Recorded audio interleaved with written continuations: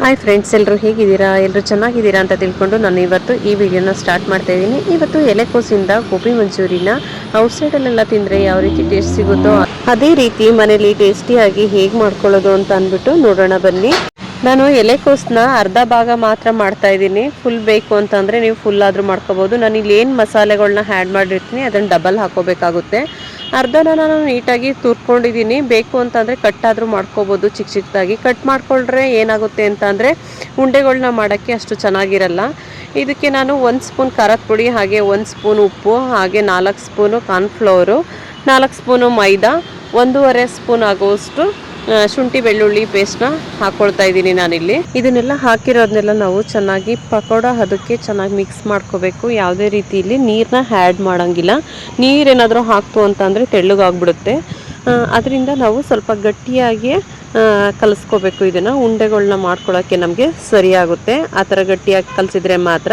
ಇಲ್ಲಿ ನಾನು ಯಾವುದೇ ರೀತಿ ಫುಡ್ ಕಲರ್ನ ಆ್ಯಡ್ ಮಾಡ್ತಾಯಿಲ್ಲ. ಫುಡ್ ಕಲರ್ನ ಆ್ಯಡ್ ಮಾಡ್ತು ಅಂತಂದರೆ ಸ್ವಲ್ಪ ಕಲರು ಚೆನ್ನಾಗೇ ಬರುತ್ತೆ.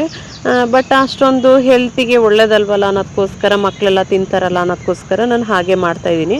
ನೋಡಿ, ಇವಾಗ ಮಾಡಿ ಉಂಡೆಗಳನ್ನ ಮಾಡಿಟ್ಕೊಂಡಿದ್ದೀನಿ. ಫಸ್ಟೇ ನಾನು ಬಾಣಲಿಲಿ ಬಿಸಿ ಆಗೋಕ್ಕೆ ಎಣ್ಣೆ ಇಟ್ಟಿದ್ದೆ. ಇದು ಎಣ್ಣೆ ಚೆನ್ನಾಗಿ ಕಾಯ್ದಿದೆ. ಕಾಯ್ದಾದ್ಮೇಲೆ ನಾವು ಎಣ್ಣೆನ ಸ್ವಲ್ಪ ಮೀಡಿಯಮ್ ಫ್ಲೇಮಲ್ಲೇ ಇಟ್ಕೊಂಡು ಉಂಡೆಗಳನ್ನ ಹಾಕಬೇಕು. ಇಲ್ಲ ಅಂತ ಅಂದರೆ ಈ ಉಂಡೆಗಳು ಫುಲ್ಲು ಸೀದಂಗೆ ಆಗಿಬಿಡುತ್ತೆ. ಮೇಲೆಲ್ಲ ಒಳಗಡೆ ಎಲ್ಲ ಹಸಿ ಹಾಗೆ ಇರುತ್ತೆ. ಅದರಿಂದ ನಾವು ಮೀಡಿಯಮ್ ಫ್ಲೇಮಲ್ಲೇ ಹಾಕಿ ಬೇಯಿಸ್ಕೋಬೇಕು. ಸ್ವಲ್ಪ ಲೇಟ್ ಆಗುತ್ತೆ, ಆದರೂ ಪರವಾಗಿಲ್ಲ. ಇಲ್ಲ ಅಂದರೆ ಒಳಗಡೆ ಹಸಿ ಉಳ್ಕೊಳ್ಳುತ್ತಲ್ವ, ಅದಕ್ಕೋಸ್ಕರ ನಾವು ನಿಧಾನಕ್ಕೆ ಕೈ ಆಡಿಸ್ತಾ ಚೆನ್ನಾಗಿ ಬೇಯಿಸ್ಕೋಬೇಕು.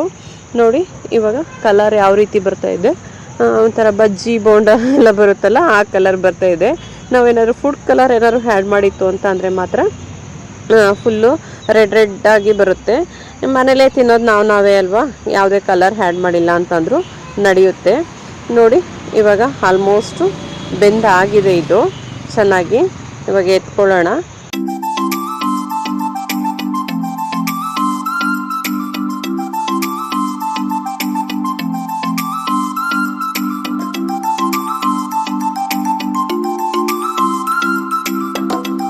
ನಾನು ಇದೇ ಬಾಣಲಿಲೇ ಮಾಡ್ತಾಯಿದ್ದೀನಿ. ಸ್ವಲ್ಪ ಎಣ್ಣೆ ತೆಗೆದಿಟ್ಬಿಟ್ಟು ಹಾಗೆ ಶುಂಠಿ ಮತ್ತು ಬೆಳ್ಳುಳ್ಳಿ ಚಿಕ್ಕದಾಗಿ ಪೀಸ್ ಮಾಡಿ ಇಟ್ಕೊಂಡಿದ್ದೆ, ಅದನ್ನು ಕೂಡ ಹಾಕಿ ಫ್ರೈ ಮಾಡ್ತಾಯಿದ್ದೀನಿ. ಮತ್ತು ಈರುಳ್ಳಿ ಕೂಡ ಆ್ಯಡ್ ಮಾಡ್ತಾಯಿದ್ದೀನಿ. ಇದೆಲ್ಲ ಸ್ವಲ್ಪ ಫ್ರೈ ಆದರೆ ಸಾಕು. ಹಾಗೆ ಸ್ವಲ್ಪ ಇದ್ರೇ ಬಾಯಿ ಸಿಗ್ತಾ ಇದ್ರೇ ಒಳ್ಳೆ ಟೇಸ್ಟ್ ಸಿಗುತ್ತೆ. ಇವಾಗ ಸಾಲ್ಟು ಮತ್ತು ಚಿಲ್ಲಿ ಪೌಡ್ರ್ ಹಾಕ್ತಾಯಿದ್ದೀನಿ. ನಾನು ಇಲ್ಲಿ ಚಿಲ್ಲಿ ಸಾಸ್ನ ಆ್ಯಡ್ ಮಾಡ್ತಾಯಿಲ್ಲ, ಅದರಿಂದ ಚಿಲ್ಲಿ ಪೌಡರ್ನೇ ಹಾಕ್ತಾಯಿದ್ದೀನಿ. ಹಾಗೆ tomato sauce 2 spoon, soya sauce 1 spoon ಹಾಕ್ತಾಯಿದ್ದೀನಿ. ಸೋಯಾ ಸಾಸ್ದು ಹಸಿ ವಾಸನೆ ಹೋಗೋ ತನಕ ಸ್ವಲ್ಪ ಕೈ ಆಡಿಸಿದ್ರೆ ಸಾಕು. ಇದೇ ಟೈಮಲ್ಲಿ ಸ್ವಲ್ಪ ನಾವು ಕ್ಯಾಪ್ಸಿಕಮ್ನ ಆ್ಯಡ್ ಮಾಡಬೇಕು. ಕ್ಯಾಪ್ಸಿಕಮ್ಮು ಯಾವ ಶೇಪಲ್ಲಾದರೂ ಕಟ್ ಮಾಡ್ಕೋಬೋದು. ನಾನಿಲ್ಲಿ ಸ್ವಲ್ಪ ಸ್ಕ್ವೇರಾಗಿ ಕಟ್ ಮಾಡ್ಕೊಂಡಿದ್ದೀನಿ. ಇದೇ ಟೈಮಲ್ಲಿ ನಾವು ಕಾರ್ನ್ಫ್ಲೋರ್ನ ಮಿಕ್ಸ್ ಮಾಡ್ಕೊಂಡು ಬಿಡೋಣ ಬನ್ನಿ. ಕಾರ್ನ್ಫ್ಲೋರ್ನ ಇಲ್ಲಿ 1.5 ಸ್ಪೂನ್ ಹಾಕಿ ಒಂದು ಅರ್ಧ ಲೋಟ ನೀರು ಹಾಕಿ ನಾನು ಚೆನ್ನಾಗಿ ಮಿಕ್ಸ್ ಮಾಡ್ಕೊಳ್ತಾ ಇದ್ದೀನಿ.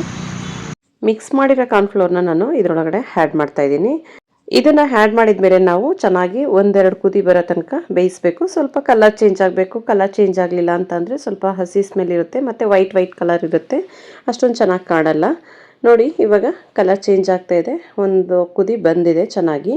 ಈ ಟೈಮಲ್ಲಿ ನಾವು ಮೊದಲೇ ಮಾಡಿಟ್ಕೊಂಡಿರುವ ಗೋಬಿನ ಆ್ಯಡ್ ಮಾಡಬೇಕು. ಇದಕ್ಕೆ ಗೋಬಿನ ಹಾಕಿ ಚೆನ್ನಾಗಿ ಸ್ವಲ್ಪ ಡ್ರೈ ಆಗೋ ತನಕ ಕೈ ಆಡಿಸ್ತಾ ಇರಬೇಕು. ನೋಡಿ, ಈ ಹದಕ್ಕೆ ಸ್ವಲ್ಪ ಟೈಮ್ ಹೀಗೆ ಕೈ ಆಡಿಸ್ತಾ ಇದ್ದರೆ ಈ ಮಸಾಲೆ ಎಲ್ಲ ಇದ್ರ ಜೊತೆ ಗೋಬಿ ಜೊತೆ ಹೊಂದ್ಕೊಳ್ಳುತ್ತೆ. ಆಮೇಲೆ ಸ್ವಲ್ಪ ಸಾಫ್ಟಾಗಿ ಬರುತ್ತೆ, ತಿನ್ನೋಕೆ ಕೂಡ ಚೆನ್ನಾಗಿರುತ್ತೆ. ಸಾಫ್ಟ್ ಆಗಿತ್ತು ಅಂತ ಅಂದರೆ ಇನ್ನೇನು ಆಲ್ಮೋಸ್ಟ್ ಆಗಿದೆ. ಇವಾಗ ಕೊತ್ತಂಬರಿ ಸೊಪ್ಪನ್ನ ನಾನು ಮೇಲೆ ಹಾಕ್ಕೊಳ್ತಾ ಇದ್ದೀನಿ ಸ್ವಲ್ಪ. ಇವಾಗ ಆಗಿದೆ, ಸರ್ವ್ ಮಾಡ್ತಾ ಇದ್ದೀನಿ ಪ್ಲೇಟಿಗೆ. ಹೇಗೆ ಬಂದಿದೆ ನೋಡಿ ಫ್ರೆಂಡ್ಸ್, ತುಂಬ ಚೆನ್ನಾಗಿದೆ. ನೋಡೋಕ್ಕಂತೂ ಕಲರು ನಾನು ಇಷ್ಟೊಂದು ಕಲರ್ ಬರುತ್ತೆ ಅಂತ ಅಂದ್ಕೊಂಡಿರಲಿಲ್ಲ. ಇನ್ನು ಚಿಲ್ಲಿ ಸಾಸ್ ಎಲ್ಲ ಹಾಕಿದರೆ ಇನ್ನೂ ಚೆನ್ನಾಗಿ ಕಲರ್ ಬರ್ತಿತ್ತು.